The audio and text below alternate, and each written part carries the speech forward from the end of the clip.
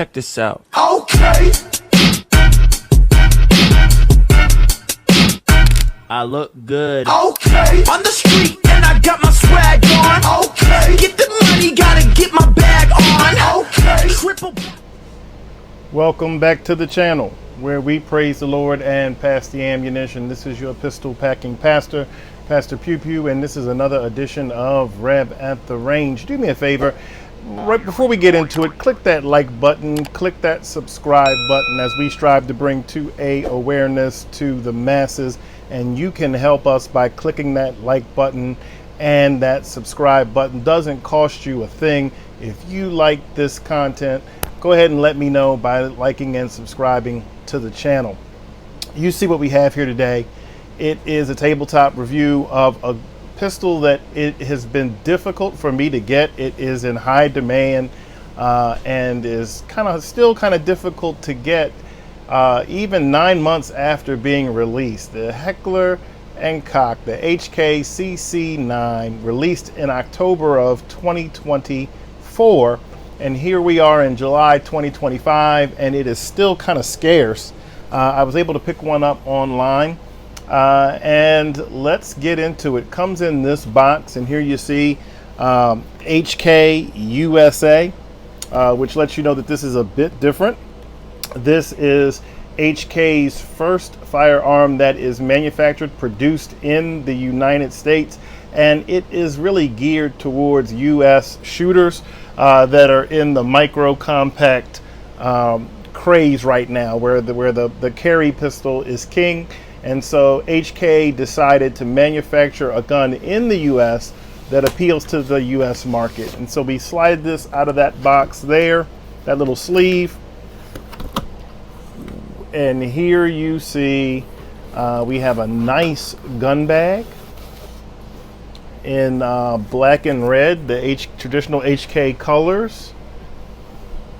And as we open this bag, and just so you know, I've already opened it and the manual is here. The manual comes in the bag just so that you can see it. It is a color manual, nicely put together. There's the HK sticker. And we open the bag, and here you see the magazines. I got some extra magazines. Mine came with goodies. Extra back strap here. We turn this over, and there is the pistol. And as you can see, I have already had this thing out. I have it mounted with my red dot. I have on this the Osight SE. This is Osight's model that is made to compete with the Hollow Sun EPS carry. It is the RMS-C, the Shield RMS-C footprint. So this firearm will directly mount your 407K, your 507K, but also this new light by Osight, the Osight SE. I'm going to try to get it in close so you can see. It's customized. It has the Rev at the Range right there on the optic. Got this at a bargain price from Osight. The customization was actually free. It's a nice dot, clear glass, clear dot. It has the circle dot, the circle, and the 2 MOA dot that you can cycle through. But we're here to talk about the HK CC9. And just so that you can see, we are clear. We're always practice safety here at Rev at the Range. And just so you can see, we're all clear. This is a micro compact EDC style gun. It is made by Heckler Koch. As I mentioned, it was first produced, released to the market last October, and it has pretty much been sold out everywhere ever since. It's a very popular gun. You'll see a lot of the influencers that have done videos on it. It has an overall length of 6.03 inches, and overall height with the 10 round mag of 4.6 inches, and with the 12 round mag, which is what I have in here now, overall height is 4.92 inches. The width is 0.99 inches, so you can see there the finger is a test. It is very thin, very sleek. HK's previous carry model, the go-to carry model, was the VP9 SK, and from a perspective of thickness and girthiness, it felt like the VP9. So it was not, it wasn't a micro compact. It was not the best size for concealed carry because of the width of it. Here you get the same capacity. You get 10 rounds or 12 rounds. Here is the 10 round mag, which is flush fit. So you can see what it looks like with the flush fit magazine. Has a couple of little finger bumps there that really don't affect the grip here. The 12 round magazine, however, gives you that little ledge for your pinky, and it feels oh so good right there. You see here it has index points for your thumb and for your finger. They're index points that feel good. The texturing on this thing, let me take this off. The texturing feels very good. It's what I've heard called a Goldilocks. It's not too much, and it's not too not less, or it's not too little. It's just right. It feels really good in the hand. It is also has a barrel length of 3.32 inches. So in size comparison, it's a little bit longer than the P365, which is what I would compare this to or put this in the category with. It's just a smidge longer, but I think what it makes up for with is the shootability. HK was striving to appeal to the market with something that was small enough to easily conceal, that would not print, but is also shootable. Because if you need to use your everyday carry weapon, you want to make sure that you can shoot it comfortably and accurately. The overall weight is 18.4 ounces unloaded. It's chambered in 9mm. It has blacked out steel slides in the rear with a tritium dot up front. And I have, again, the O-Sight SE on here. It is a polymer frame with a steel fire controlled chassis system. It comes out of the box optic ready, has an ambidextrous slide release if you want to hit it with your finger on the other side. Ambidextrous slide release, ambidextrous mag release rather. Slide release is ambidextrous. The slide release is very close to the body frame of the gun.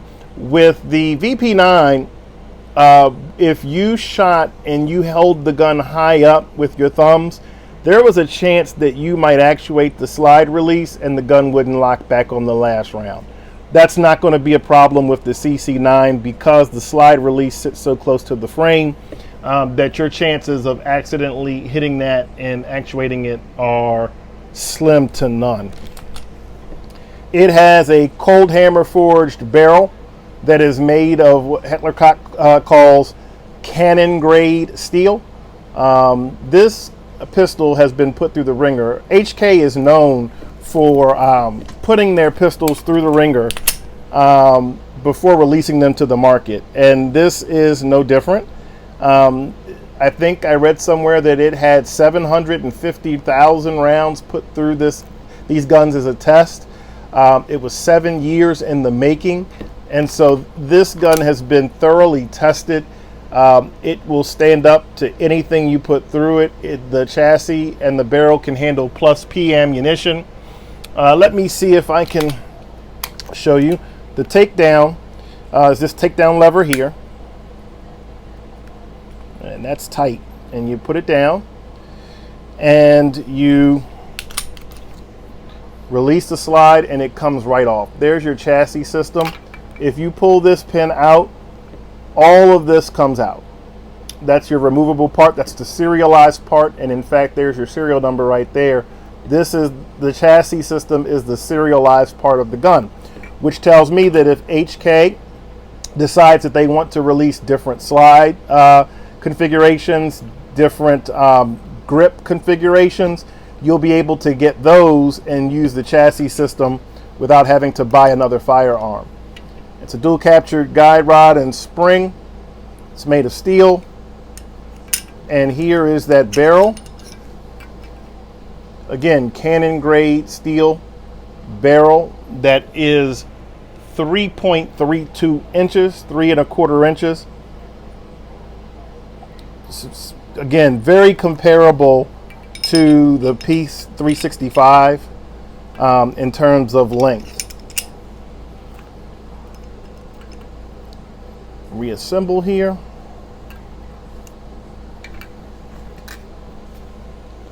And I'm doing this while reaching around my camera.